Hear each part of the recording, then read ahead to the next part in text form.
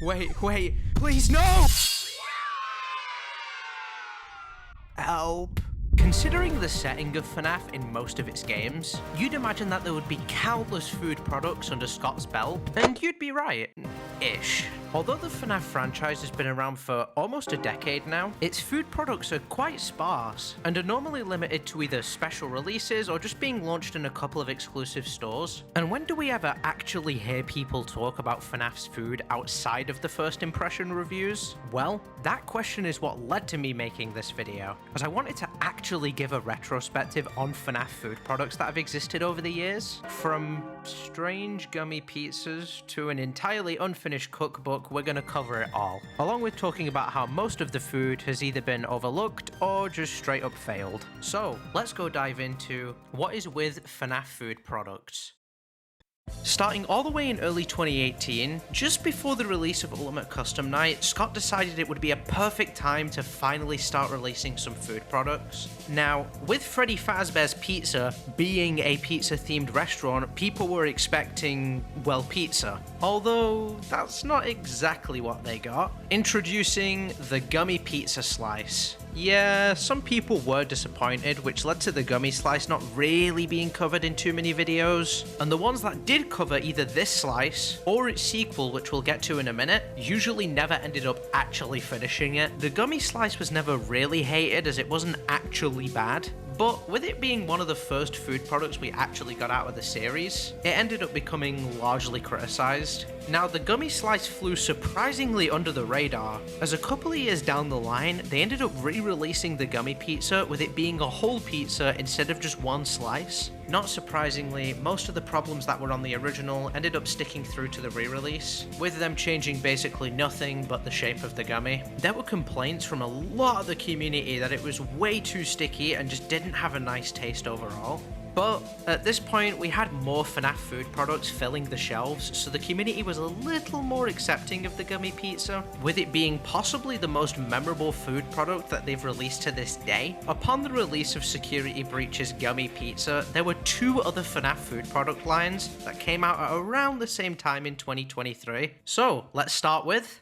Oh, hey there! Just a quick update. There's currently 8 hungry toddlers staring at me right now, but that's no problem. You see, what really matters is that my channel is currently at 14,000 subscribers and I would love to reach 100,000 subscribers by the end of the year. Oh, they're leaving, thank God. Wait, what's that smoke over there?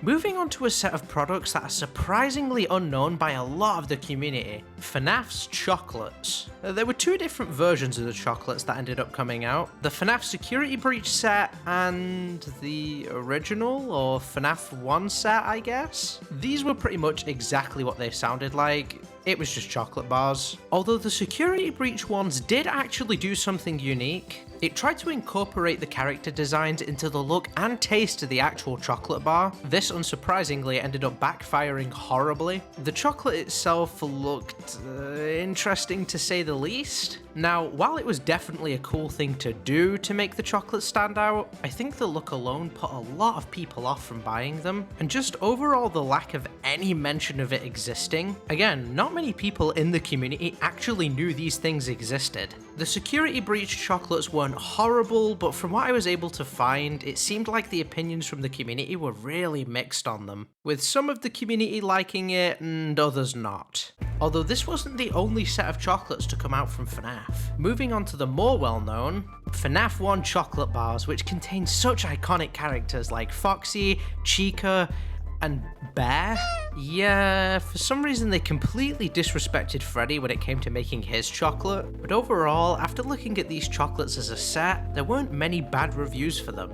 Design-wise, it wasn't unique like the Security Breach ones, but it wasn't really trying to be. It was more about how it tasted, and other than some complaints about Foxy's caramel chocolate, the community really didn't mind these. Looking at them as a whole, it was more well-liked than the Security Breach ones, which were released just a year prior in 2023. Now, speaking of 2023, in late November, something interesting happened at FYE, where the community started to notice that they were selling IRL Fizzy Faz drinks, displaying different characters from Security Breach on the bottles. Now, sadly, I am not American, which means we don't have FYE, so I never got to try these. But thankfully, I was able to call in another creator who has tried these before.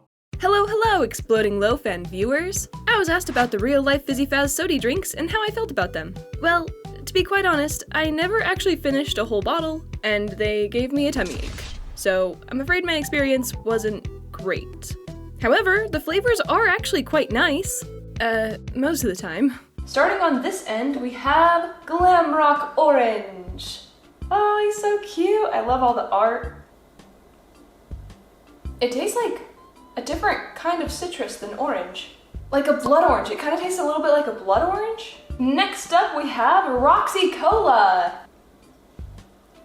Seems like you like it. Tastes like horrible medicine. Next up we have Monty Sour Lime Splash with the cutest color ever. It is sour. It is sour, but it's kind of gross. It just tastes more like sour candy than anything else. Next up we have Rockin' Grape, our second Roxanne flavor. I love a grape soda. That is delicious. I really like it. I don't even like grape soda to begin with. Next up we have Chica's soda, Popstar Pink Lemonade. I like it. It's not bad. But if you like a good sour lemonade, it's good. Our last soda to try, mystery flavor Fizzy Faz. Good old cream soda. Not very mysterious, but delicious. That explains the bottle too.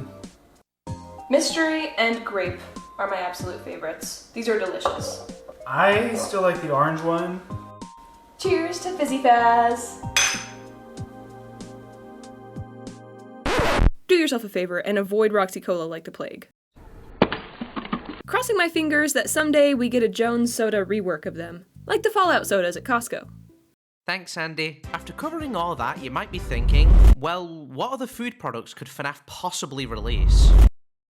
Anyway, here's some more gummies. That's right, Twoozies. This was YouTube's take on FNAF gummies. Now again, this is another very forgotten piece of FNAF's transition into the food industry. Twoozies, to my belief at least, were only available through YouTube's website, which meant not many people actually bought these and were able to try them. On top of this, these gummies were only available if you paid $29.99 per month, which is unreasonably expensive for just a 6-pack of gummies. Now, after seeing images from people who tried them out, they only came in 2 flavors, strawberry and peach, which had a Freddy and Vanny mold respectively. After looking through the community reaction to all this, there was once again not much due to a real lack of promotion done on the main YouTube's account, with it instead all being done on a separate account dedicated to just the gummies. And outside of FNAF's mass production on gummies, there was always one outlier which always seems to get brought up in these kinds of videos: the FNAF cookbook. I'm going to go through this quickly because there's nothing too groundbreaking I could add to this, but this book was just a rushed, unfinished mess.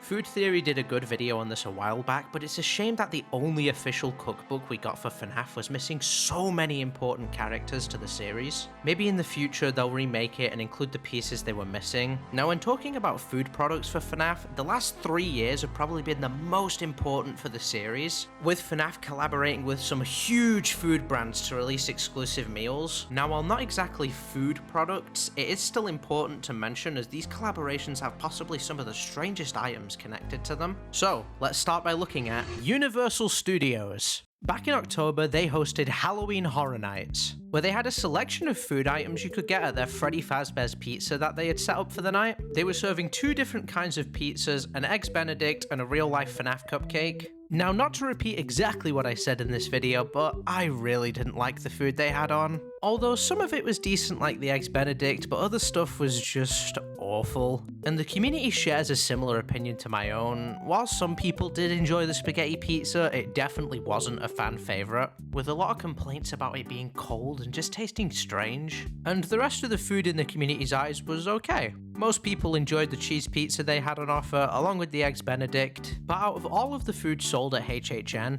the drinks were the most loved, with both Chica's Sour Lemon Tang and Foxy's Strawberry Soda Mocktail being people's absolute favourites. There were some smaller snacks on sale at Universal that were kind of FNAF related, but the majority was at Freddy Fazbear's. But after Universal, something interesting happened. There was one more collaboration that happened just a couple of months later that is not only the latest FNAF food collab, but also probably the strangest. I'm of course talking about Popeyes. That's right, out of all of the choices FNAF had to collaborate with a pizza brand, they chose to go with Popeyes.